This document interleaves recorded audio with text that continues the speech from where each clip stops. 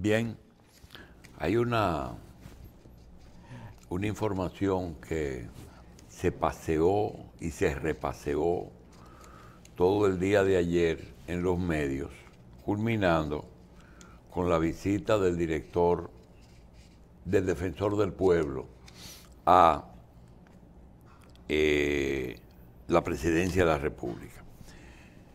Yo he estado escuchando todo lo que se ha dicho de eso.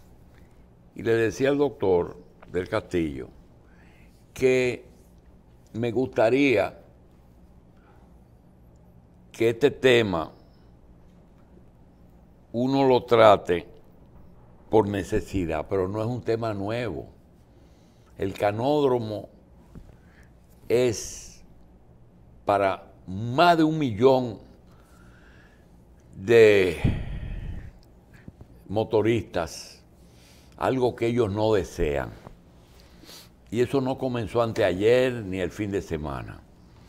Pero ayer, escuchando dos jóvenes discutir sobre el tema, me di cuenta de que aquí los temas se ponen de moda, y escuché en la noche a Juan Taveras Hernández que alguien le llamó por teléfono y dijo, pero habla del canódromo. Y Juan le dice, bueno, es que aquí en esta emisora, desde que se abrió a las 5 de la mañana, se ha estado hablando del tema. Yo creo que está suficientemente debatido. Pero nosotros no podemos desperdiciar una visión que tenemos, no del evento, de que el Defensor del Pueblo fue y la gente de la DGCET se opuso y hubo un encuentro desagradable. No, es el origen del problema. ¿Qué es el canódromo? El canódromo fue un hipódromo de perros donde corrían carreras de galgos, y eso tuvo poca, era una empresa privada y tuvo poca duración. Luego se ha utilizado para llevar vehículos en que supuestamente la ley prevé que sean confiscados, que son aquellos vehículos que carecen de documentos. Carros y motores. ¿Cuáles son esos vehículos? Si un conductor no tiene su licencia de conducir y el resto de los papeles están correctos, se le pone una contravención. Pero si el vehículo no tiene matrícula, es sospechoso de que fue robado, no se puede probar la propiedad del que lo lleva, entonces lo llevan y lo depositan en el canódromo. Bueno, aparentemente es una acción legal, aparentemente. Ahora, nosotros decíamos que queríamos mostrarles a ustedes lo que es, doctor, ¿cómo que se llaman las muñequitas rusas que están una dentro de otra? Matriushka. La matriushka. Son una serie de muñequitas que se utilizan para promover el turismo. Es una artesanía rusa. El souvenir por excelencia de Rusia. De los rusos. En que una muñequita está dentro de otra y se ponen 3 o 4. ¿Qué es eso? ¿A dónde la fabrican? Ajá. Ok. Eso en el canódromo es más o menos ese asunto. Ahí aparece una muñeca, ¿verdad? Pero dentro de esa muñeca están todas esas muñequitas que caben una dentro de otra. Y eso es lo que hay ahí. Muchas situaciones una dentro de otras. Por ejemplo, para fines legales, vehículos que carecen de la documentación que los acredita al que conduce el vehículo como llevar un vehículo legal. Puede ser que ese vehículo sea robado. puede ser que ese vehículo no tenga matrícula, puede ser que ese vehículo no tenga placa, puede ser que tenga 2 o 3 violaciones. Pero hay algo que hay una prueba y lo saben las autoridades. Si usted dice hoy, todo el que tenga un vehículo en el canódromo puede ir a recogerlo. Usted puede estar seguro. No tienen que pagar nada. Pueden ir a buscarlo y mostrando la propiedad se lo lleva. Usted puede estar seguro que más del 50% de los vehículos nadie lo vaya a buscar. Eso es la parte legal. Esa es la muñeca grande. Ahora, ¿qué pasa? ¿Quiénes no tienen los papeles? No tienen los papeles, dealers que trajeron esos vehículos y lograron venderlos sin pagar los derechos. Ese no va a ir allá a buscarlo. Uno que se robó un vehículo, un motor, ese no va a ir a buscarlo. Al que le robaron el motor, a lo mejor tiene sus papeles y es de los pocos que iría a ver si está el de él. Esas son las posibilidades. Pero hay también otra posibilidad, que la policía puede ser que sepa que fulano de tal tiene un motor ilegal. Aquí inclusive hubo un proceso en una administración policial en que se demostró que había policías que mandaban a robar vehículos para ellos luego usarlos. Y hay muchos que van y se llevan un vehículo, dependiendo de quién esté ahí. Y también algunos que van y desmantelan y se llevan piezas. Todo eso son muñequitas dentro de otras. Pero en la calle hay unos policías que hacen un operativo, tú encuentras 6 AMET con un camión, una plataforma, suben motores ahí, 6, 7, 8, 10, y lo llevan al canódromo. Algunos resuelven el problema con algunos policías y otros lo llevan al canódromo. Es decir, que ahí hay, número 1, policías que cometen abusos con los motoristas. Policías que se llevan motoristas violadores de las leyes y lo llevan al canódromo.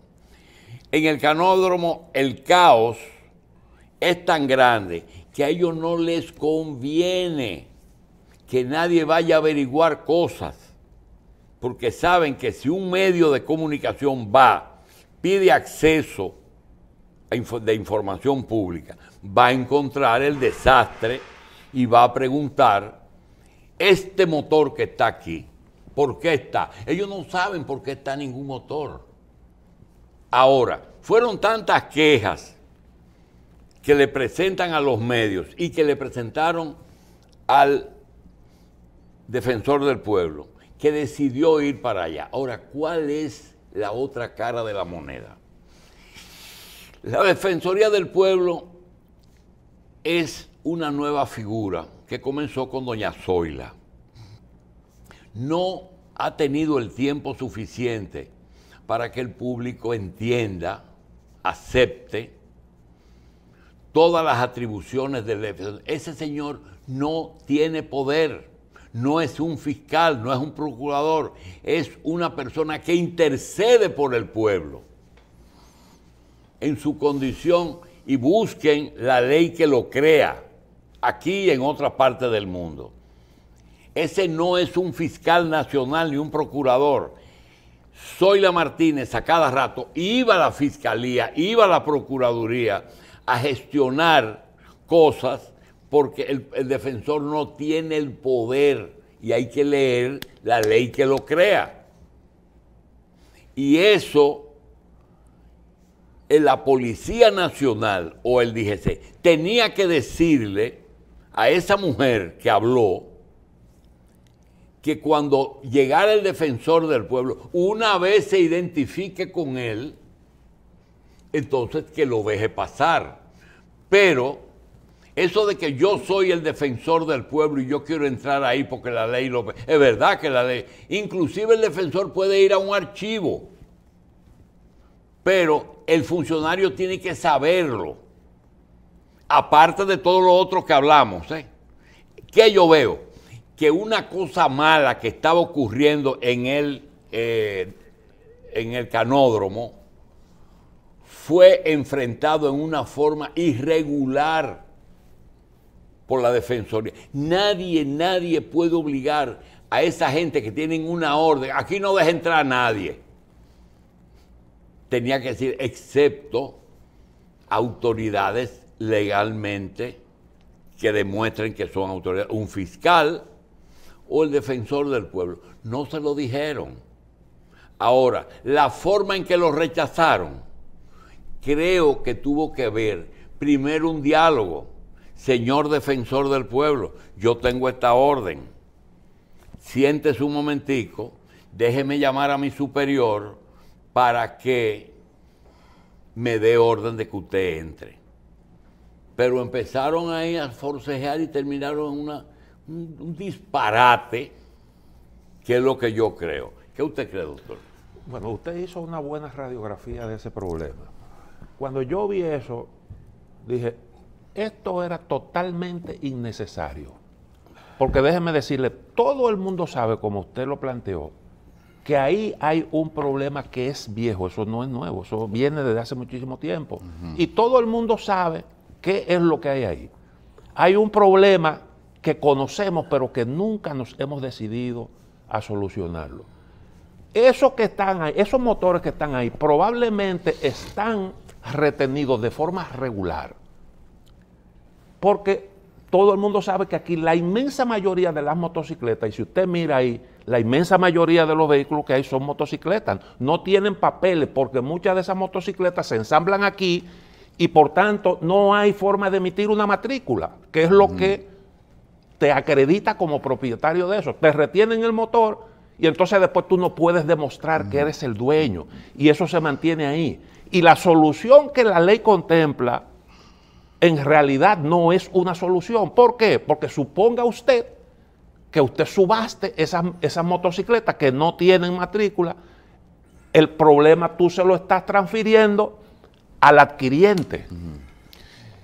Y después sales en ese vehículo que compraste legalmente en una subasta, pero no vas a tener el documento que te acredita como propietario, porque esa matrícula no se podría emitir.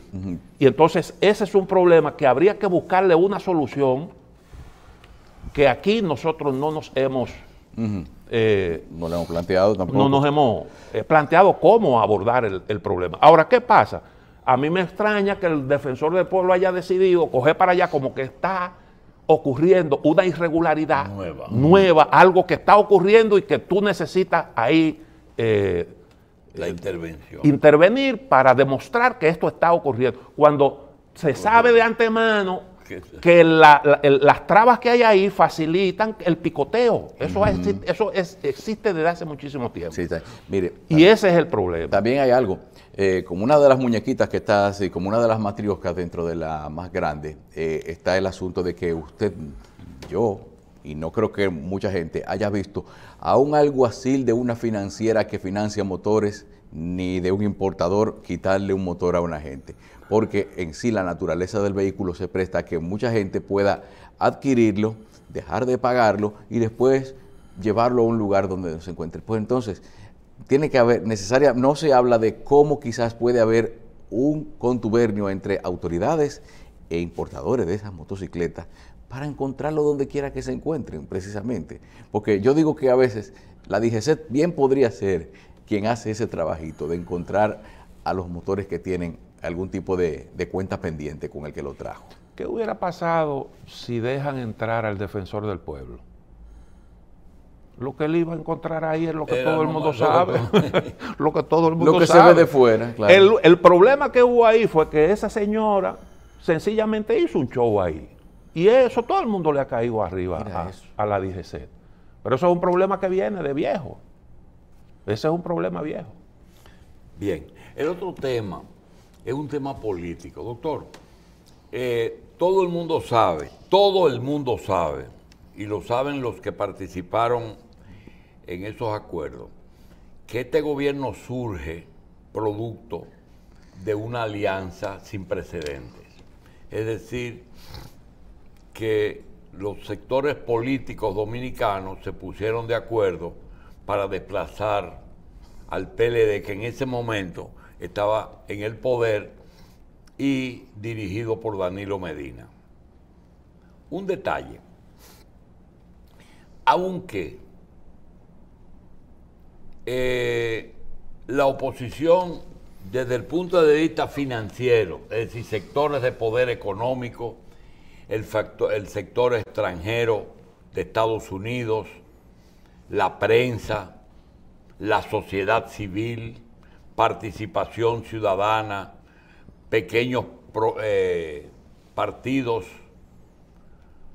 todos no hubieran logrado desplazar un 62% que el PLD obtuvo con Danilo Medina en el 16, y que posiblemente el candidato que señaló Danilo no tenía el 62, pero podía haber ganado en primera vuelta. Y hubo un elemento que varió el resultado, que fue que uno de los líderes del PLD a última hora no le dio tiempo para hacer una estructura política competitiva, pero sí tenía poder suficiente para invitar a sus seguidores en el PLD de que se fueran a votar por el PRM. Y eso fue lo que a mi juicio le produjo el triunfo del 53% en primera vuelta al PRM. Y lo sabe el doctor, el candidato y el presidente Abinader. Yo le quiero preguntar, ¿cuáles fueron, a juicio suyo, los factores que produjeron el triunfo del PRM? Bueno, son varios. Lo primero es que hubo contradicciones internas dentro del PLD y eso produjo una escisión. Se fue una persona que había sido 3 veces presidente de la República y eso tenía que tener una repercusión. Ese es un factor. Luego, el PLD tenía un proyecto con Danilo Medina. Era el proyecto de la reelección. De la tercera elección. Eso fracasó porque Danilo Medina prolongó mucho tiempo la reforma constitucional. Cuando entendió que había llegado el momento de hacerla, una serie de factores se combinaron, dificultaron eso, y entonces se produjo aquella famosa llamada del señor Pompeo que definitivamente sepultó ese proyecto. Luego el PLD entra en un proceso interno para escoger un sustituto y resulta que se impone un candidato que no logra unificar las bases del PLD. Y muchos PLDistas se quedaron en su casa. Ese fue otro factor que también incidió. Yo siempre tuve la sensación de que la dirigencia del partido no se incorporó a ese proceso para empujar la candidatura de Gonzalo Castillo.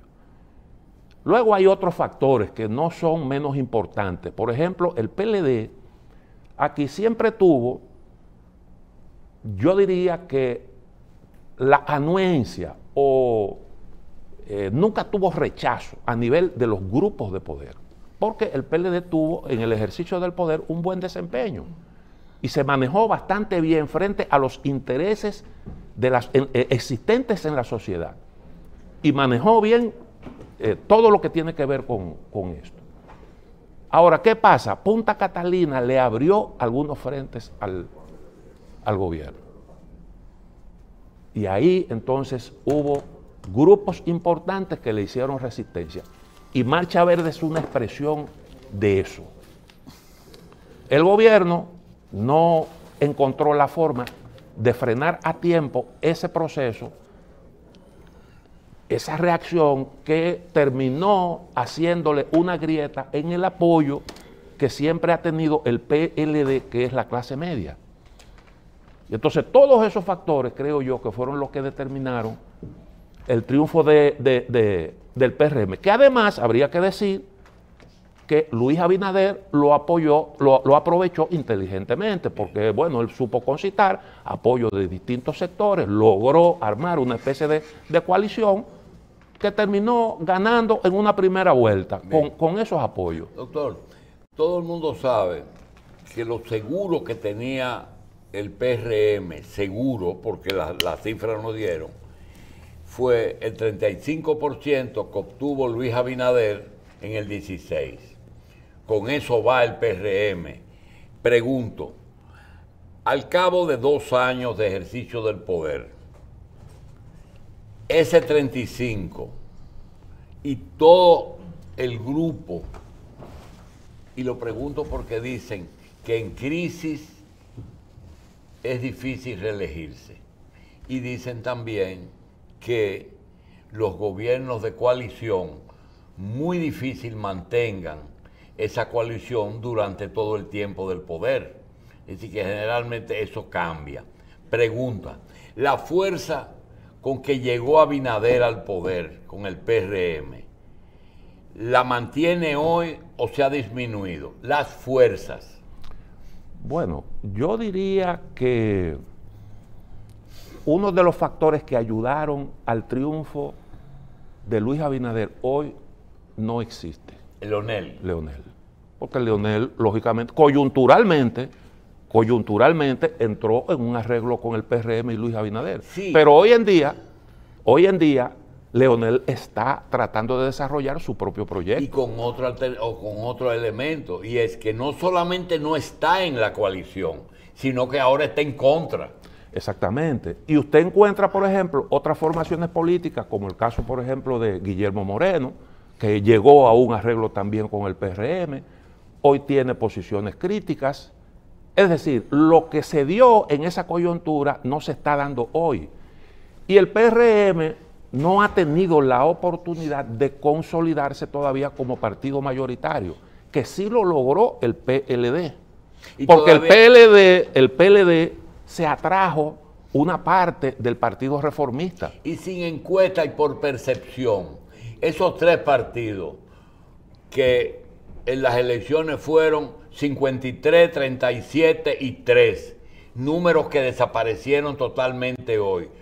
¿Qué tamaño usted le da a cada una de esas fuerzas? Yo creo que el PRM está ¿Sigue más o menos... siendo el PLD el partido más grande? Lo que pasa es, yo digo que lo que siempre fue la base de sustentación del PLD unificado, eso se mantiene. Solo que se ha dividido, una parte la tiene Leonel y la otra parte la tiene Danilo. Los dos son la fuerza mayor, pero los dos juntos. Los dos juntos. ¿Y separados cómo usted lo piensa? Yo creo que el PLD tiene ventaja todavía. Todavía es más grande que la fuerza del pueblo. Ahora hay un... Pero más grande que el PRM. Probablemente no. Probablemente no. ¿Y quién usted cree que es más grande, Abinader o el PRM? Abinader tiene más simpatía que el PRM, obviamente. Claro, porque el PRM tiene algunos problemas internos. Como yo le decía, no se ha consolidado todavía como organización mayoritaria y tiene una parte de la base de esa organización política expectativas que todavía no se han llenado del todo, y eso también genera sus dificultades. El gran enemigo del gobierno y del PRM se llama inflación. La crisis. Claro, ese es el principal enemigo. Es muy difícil usted ganar unas elecciones en medio de un proceso inflacionario, aunque usted no tenga la culpa. pero el problema es que cada acción del gobierno produce una serie de críticas, la mayoría injusta, por lo que usted está diciendo. El gobierno no ha creado una crisis bajo de ningún aspecto aquí, ni de salud, ni de inflación, ni de combustible, pero existe la crisis, No, se claro. la acreditan a No él. la creó y al mismo tiempo ha hecho un esfuerzo extraordinario por manejarla. Y yo ¿Y hay creo la que... posibilidad de que lo ha manejado mal? No, yo digo que hasta ahora se ha manejado bastante bien. Yo, por ejemplo, no estoy de acuerdo con el proyecto este de la tasa cero, no me gusta eso, pero es una solución que el gobierno ha concebido porque tiene preocupación por la cuestión de la inflación. La inflación obliga al Banco Central a hacer reajuste en la tasa de interés y eso impacta la economía. Si usted logra controlar la inflación y evitar que haya que acudir a medidas de ese tipo, usted está ganando realmente en este proceso. Y es lo que yo creo que anima al gobierno. Ese es lo Si de usted, tasa cero. si usted calcula las dificultades que ha habido que sortear, yo creo que bastante bien lo ha hecho el gobierno. Doctor, ahora, ese gobierno se le ocurre en medio de una crisis hacer algo que tiene derecho y todos lo han hecho, pero lo han hecho por reelección. Este no tiene la reelección resuelta. Reforma constitucional. ¿Es apropiado ahora una reforma constitucional? Lo planteó Servio Tulio Castaño Guzmán. Usted recuerda que nosotros aquí abordamos ese tema. Y él dijo exactamente lo que yo le respondí aquí cuando usted me hizo la pregunta. ¿Qué dijo él? Bueno, sin un pacto político, lanzarse a una reforma constitucional es algo contraproducente. Además, ha hecho críticas a algunas propuestas de reforma constitucional, algunos de los puntos que se pretende reformar. Entonces yo creo realmente que no, que ese es un proyecto que difícilmente pase. ¿Por qué? Bueno, porque la oposición política no lo respalda. ¿Y qué busca de tan urgente esa reforma? ¿Bajar un porcentaje electoral que ahora sería muy a propósito para ganar unas elecciones fácil o otros asuntos que no se deben de posponer? Lo que alega el presidente Abinader es que él quiere dejar como legado el fiscal independiente. Esa es la gran ¿Y es motivación. tan urgente eso? Ahora, yo digo, a lo mejor usted logra apoyo suficiente para una reforma de ese tipo si usted explica cómo eso se puede conseguir. Porque dice Servio Tulio Castaño Guzmán que es difícil tú conseguir una independencia de un funcionario de ese... Independientemente de eso, porque esa puede ser una motivación muy buena. Doctor, pero está funcionando independiente. Lo que hay que proponer es que los presidentes sigan haciendo lo mismo. Pero mi pregunta es, cuando tú haces una reforma, tienes que certificar la agenda. Es decir, aquí se va a tratar el fiscal. No se puede tratar la reelección, ni se puede tratar la habilitación de Danilo. Cuando se va a hacer una reforma constitucional, lo primero que se aprueba es la ley de convocatoria. Sí. Y la ley de convocatoria contiene la agenda. Dice qué es lo que se va a y no reformar. se puede salir de ahí. Lo que pasa es que la Asamblea es soberana, entiendo yo. Ah, ya. La Asamblea es soberana. Doctor, el otro tema que quería tratar es lo siguiente. La izquierda en América Latina ha tenido una situación muy rara. Ganaron en algunos lugares, constituyeron un bloque en América del Sur, con América Central, y no le gustó a Estados Unidos el asunto, y aprovechó la corrupción para presionar la salida de la mayoría de esos gobiernos. Apenas 10 años después, aparece que ganan algunos candidatos de izquierda y otros consolidan su posición. Cuba se consolida, Nicaragua se consolida, Venezuela se consolida, ganan en Perú y la izquierda de aquí, que tiene otra historia, se entusiasma de nuevo. Ellos siempre estuvieron entusiasmados con, nunca fabricaron un líder, nunca. Siempre le imploraron a Bosch, a Peña y a Camaño que lideraran la izquierda. No lo lograron porque ellos tres no quisieron. Peña no quisieron porque saben que eso no se iba a poder sostener. La pregunta es la siguiente.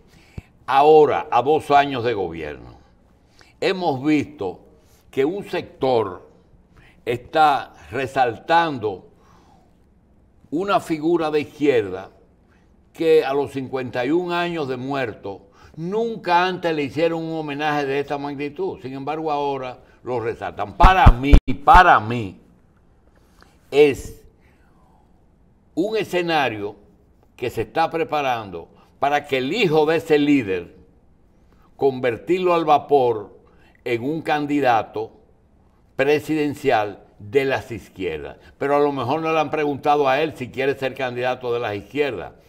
Pregunta primero, ¿hay tiempo para que la izquierda haga algo que nunca hizo? Guido Gómez, hijo del Moreno, ¿puede ser el candidato de izquierda o eso es un invento mío? Yo no creo que Guido Gómez Mazara esté buscando encabezar aquí un movimiento de izquierda, porque su lucha es dentro del PRM. Pero eso es lo que a mí me parece. Su lucha era dentro del PRD y jodió a Miguel y al PRD. Sí. Su lucha anterior fue destruir a Orlando Jorge y lo logró. Ahora su objetivo es a este señor y a este partido llevárselo de frente. ¿Pero para qué? Tienen que tener un objetivo final. Normalmente... Él, si hay una convención abierta como él la quiere, él la va a ganar. No, eso se vio en el caso también del propio PRD. Él tuvo ganancia de causa en el Tribunal Superior Electoral, lo complacieron, hubo una sentencia a su favor y eso no cambió absolutamente nada. Yo digo que la persona, Guido es un político muy talentoso, indiscutiblemente, pero él no está haciendo lo que normalmente hace un político que quiere ser candidato. Trabajar en su partido. Así usted no gana simpatía.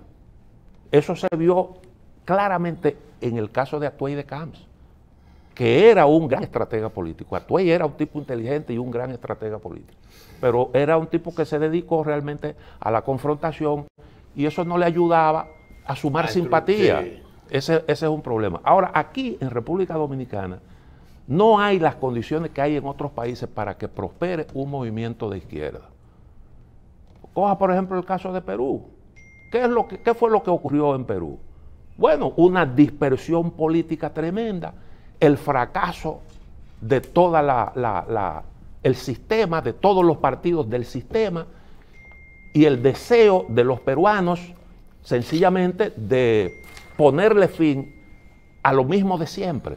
Y se refugió en un tipo que apareció por ahí con un sombrero grandísimo y que dijo que él iba a cambiar todo. Y votó por un antisistema. Acaba de ocurrir ahora mismo también en Costa Rica.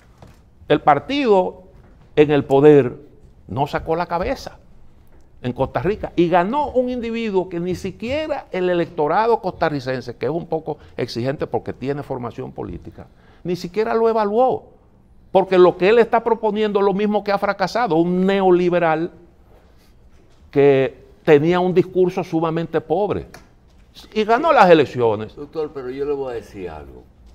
Y el triunfo de la señora que fue esposa del expresidente de Honduras, que ganó unas elecciones, podría ser en algo una sumatoria a Cristina, a Dilma, y que lo capitalice Margarita Cedeño. Bueno, no sé qué... Mujeres al poder. Mujeres al poder. Bueno, ese es un precedente, pero ahí en Honduras hay una situación muy particular. Usted hablaba de cómo un movimiento progresista en el poder tuvo reveses importantes. Tuvimos lo que algunos llaman un ciclo progresista. Lula, Correa, Sí. Chávez, etcétera. Huevo. Y entonces viene el golpe contra la izquierda en Brasil. Usted explicó Sí. qué es lo que hay detrás de eso. El problema también en Honduras. Pero ahora vuelve otra vez el movimiento progresista a tomar fuerza. ¿Por qué se produce ese fenómeno? Bueno, porque sencillamente la derecha latinoamericana no tiene una propuesta. Usted ve el caso, por ejemplo, de Lula. Lula tiene un discurso, pero dejó una impronta. Sacó un montón de gente de la pobreza. ¿Qué ofrece la oposición de la derecha? Lo mismo de siempre, el neoliberalismo. Y eso termina siempre mal. Eso usted verá lo que va a ocurrir en Ecuador. Y eso es lo que explica el auge de la fuerza de izquierda en América Latina.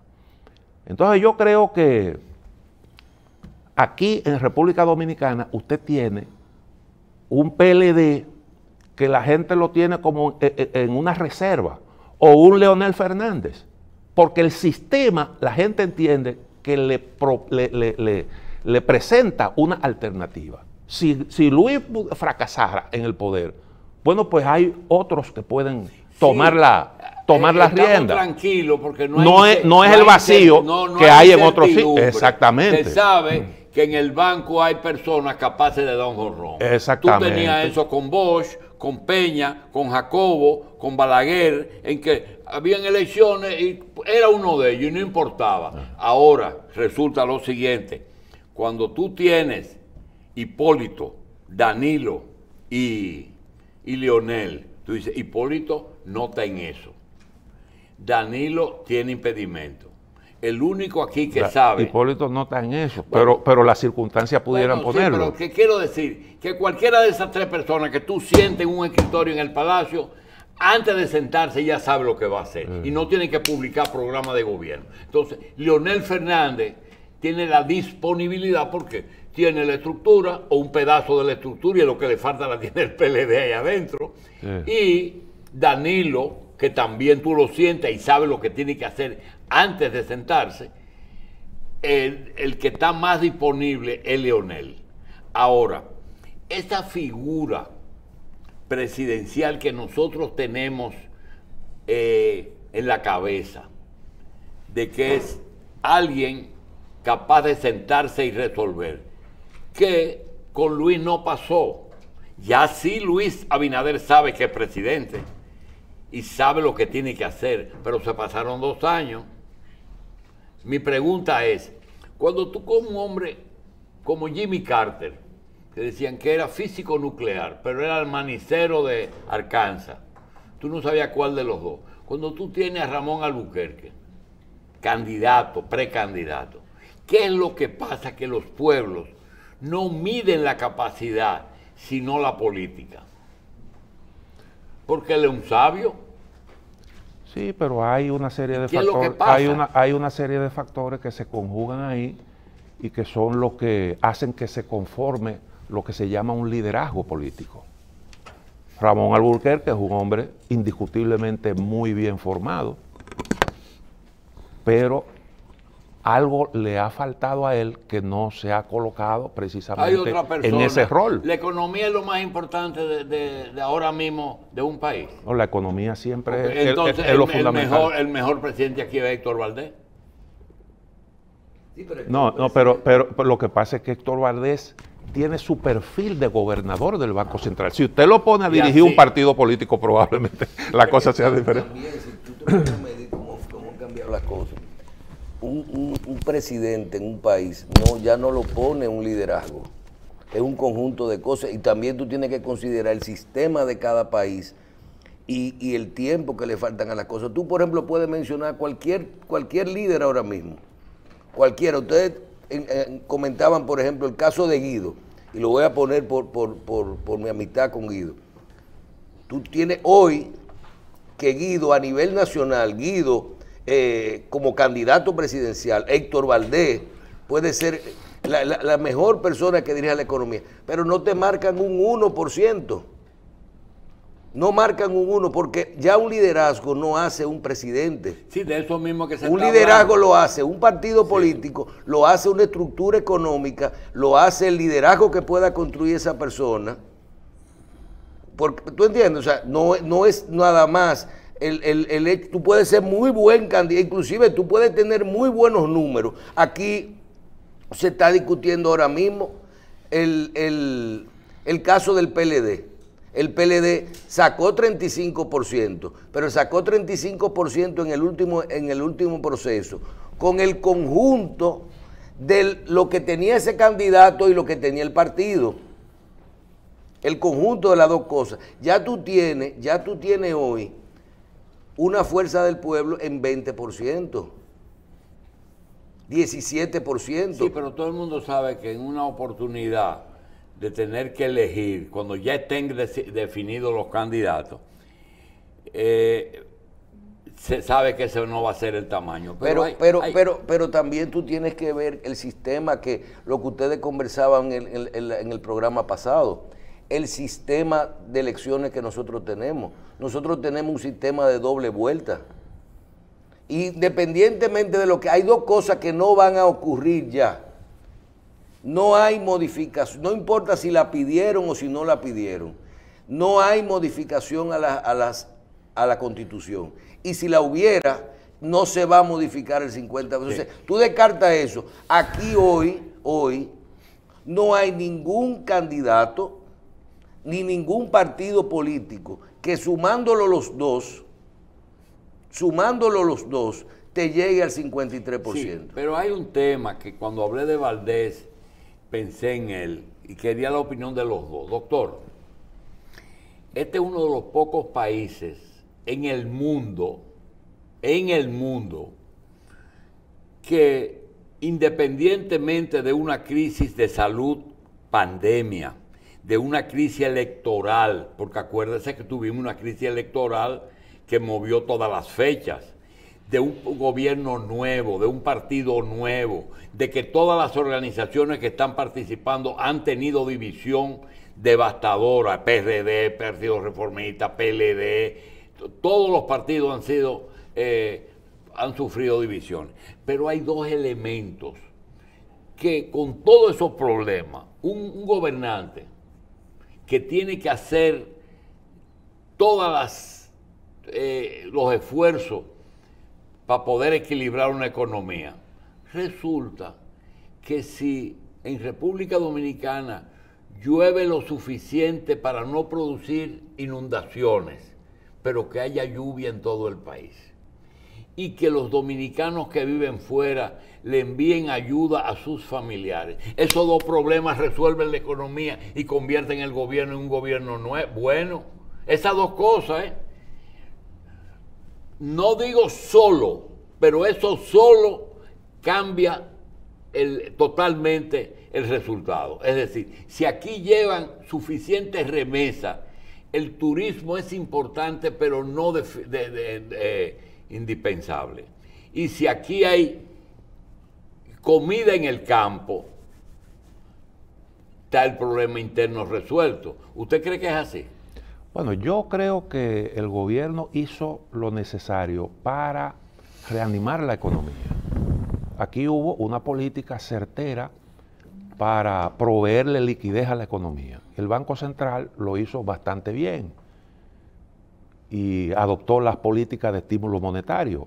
Eso ayudó bastante. Luego nosotros tuvimos acceso al crédito.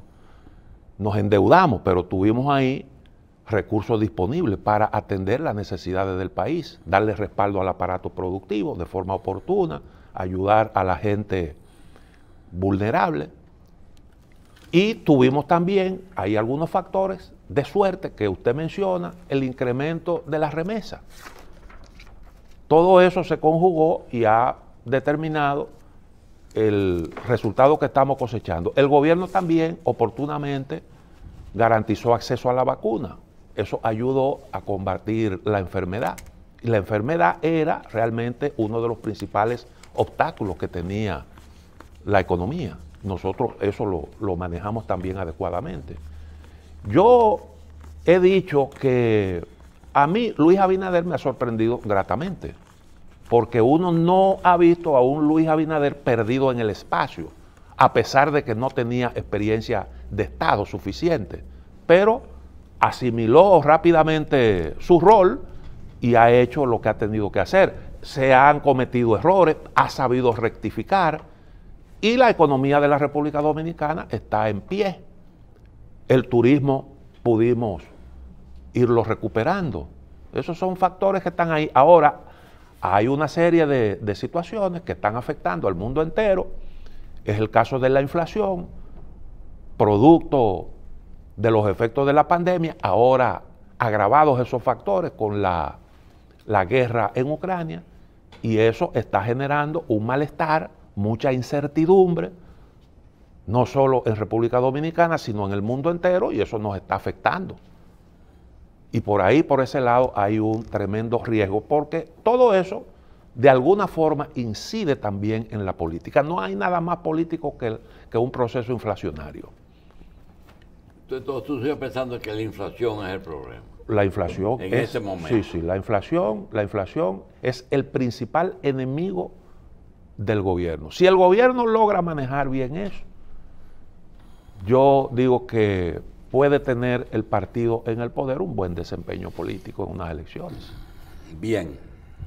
Michelle, ¿tú crees que hay tiempo de armar una nueva fuerza política que ahora mismo? No hay tiempo ni hay condiciones.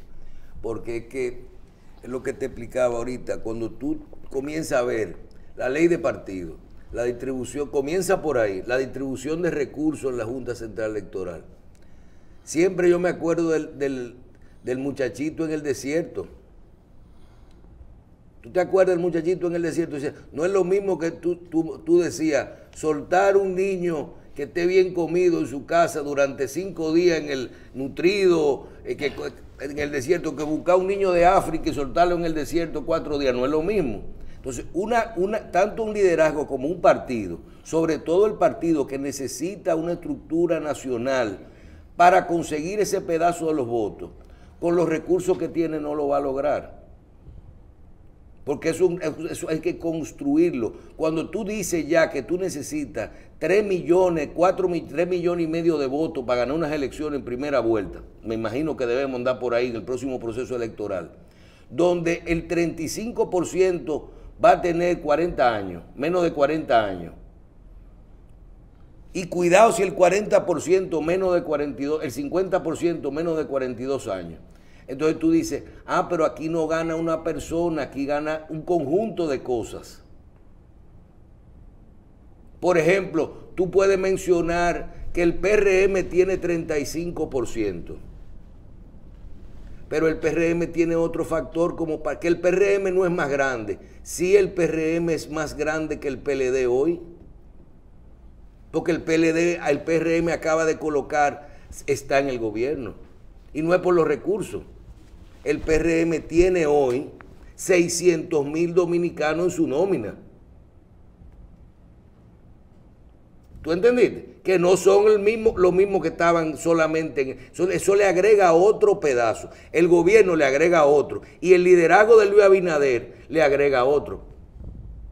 Entonces, construir una nueva fuerza política no es un tema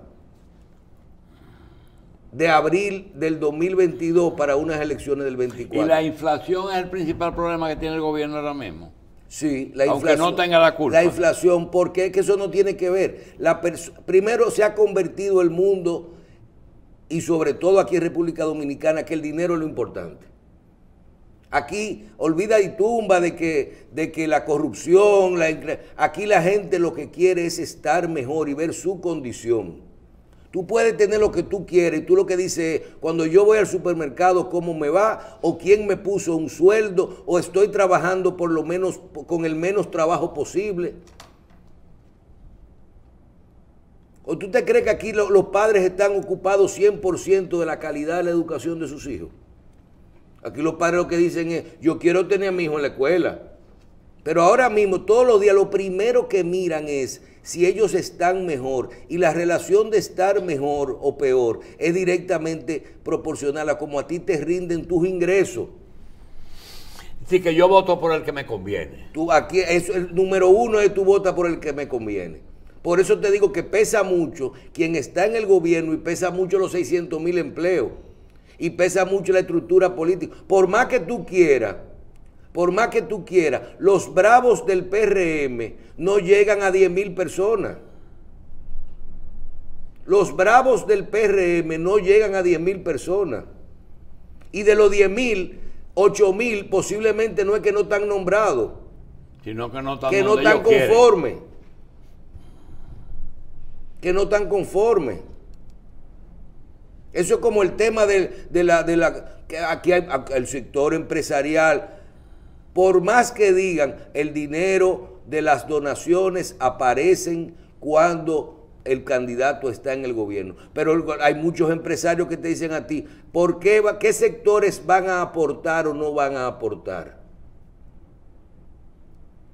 ¿Tú te crees que van a dejar de venir los aportes a cualquier partido de la corrupción, de los impuestos, de la droga y del juego? Eso va a seguir llegando. ¿Y por qué? Porque que no lo pueden controlar, ni lo van a controlar nunca. Lo que van a cambiar es la forma de hacer la política. ¿Qué van a pagar con esos recursos? Van a pagar con esos recursos las cosas que no llevan factura. Conseguí 20 millones de pesos con un capo en tal sitio. Tú vas a ver que con esos 20 millones de pesos lo van a dejar para el día D. Entonces, eso es un tema muy difícil de controlar. Después veremos el tema de que a quién se complació y a quién no se complació. Porque yo te voy a decir algo, el hecho de que tú veas 1 o 2 casos de gente que dice, ¿y qué tú crees? ¿Que el apoyo político, económico a un político incluye protección o incluye la vista gorda o qué incluye? ¿O incluye yo sacarte de la cárcel? Porque aquí hubo un político muy famoso cuando el caso de Odebrecht, que yo digo que él fue estúpido, pero también él tenía una situación familiar. Ese señor dice, ¿por qué ese señor que cayeron preso en Colombia? Cayó preso en Colombia porque en su cuenta personal había una transferencia de $500,000 de Odebrecht. ¿Y cómo un gobierno protege a una persona que en su cuenta tenía una transferencia directa de $500,000 de Odebrecht? El señor fue y se entregó, yo estoy preso. ¿Y por qué? Mi mujer tenía un cáncer y él lo pagó. O un familiar tenía una situación de enfermedad y yo tenía que pagar una cirugía en Estados Unidos. Yo no lo podía hacer por otra forma. Entonces, el conjunto de cosas que están ahí, la economía es lo más importante. Lo que pase con la inflación y lo que pase con la calidad de vida de ahora en adelante, tú te pones a ver, ¿tú sabes por lo que está preocupada la gente? La gente está preocupada por su salud, pero también los hábitos cambiaron, la gente está gastando en otras cosas. Entonces, la condición que hay que ver es la de hoy. La de hoy, igual que otra cosa. Todos esos temas son pasajeros. ¿Tú te crees que la gente reflexiona? No, porque yo tenía tanto, me hicieron un aumento de un 20%. Hoy al dominicano ya se le olvidó el aumento que le hizo Luis Abinader el año pasado. Aquí hubo un 20% de aumento de salario. ¿O que tú crees que la gente aprendió y dijo, yo voy a ahorrar ahora con el tema del, mira lo que vino? La gente no está en eso. La gente está en que su condición sea mejor y que su dinero les rinda más. Tú mencionabas hace un ratico la tasa de interés. Cuando el Banco Central de República Dominicana, no, todos los bancos centrales del mundo han tenido que subir su tasa, el valor de lo que pagan por el dinero. ¿Para qué? Para sacar el circulante de la calle. Pero eso no puede alterar el crecimiento económico. Tú tienes que sacar la mayor cantidad de dinero que tú puedas sin alterar el crecimiento económico. ¿Qué tú buscas? Que la gente no consuma para controlar. Son una forma de controlar la inflación. Eliminar el circulante. Entonces, eso está cuadrado. Pero ahí mismo te anunció el Banco Central esta semana. Ya sabemos que el crecimiento no va a ser de 5.6, va a ser de 5.0. ¿O no lo dijo? ¿Tú te crees que eso no lo hicieron ellos a propósito? Ellos sabían que la medida que iban a tener de la tasa de la tasa de interés le iba a frenar un poquito el crecimiento. Pero el crecimiento tiene que ver con ¿tú creces o no cada año con relación a qué? Al Producto Interno Bruto. Crecí con relación a qué? Porque no es nosotros que estamos creciendo, es el país, ¿verdad? ¿Con relación a qué? Al Producto Interno Bruto. Cuando el Producto Interno Bruto sube, ¿qué pasa? Cuando hay crecimiento y tú subes 5 puntos, ¿qué pasa? No es lo mismo que tú decir, estamos endeudados en un 65% del Producto Interno Bruto que en un 45%. Cada año que sube es el año que te permite tú volver a mantener. No es la deuda no va, sino el crecimiento. No, oye, el proporcionalmente. Producto Interno Bruto cuando tiene que ver con deuda, en la proporción es como el valor de tu casa de la tasación. Es el porcentaje que tú estableces con relación a qué, hasta dónde es bueno endeudarse o no. Porque nosotros no podemos, hay países que están endeudados hasta el 90% y 80% de su Producto Interno Bruto y no pasa nada, y el 100%. Pero son países que tienen una maquinita económica prendida, que tienen de dónde pagar. Porque el tema es tener de dónde pagar. Hoy nosotros tenemos, yo creo que un 30% del presupuesto se va en interés y capital. Vamos a la pausa.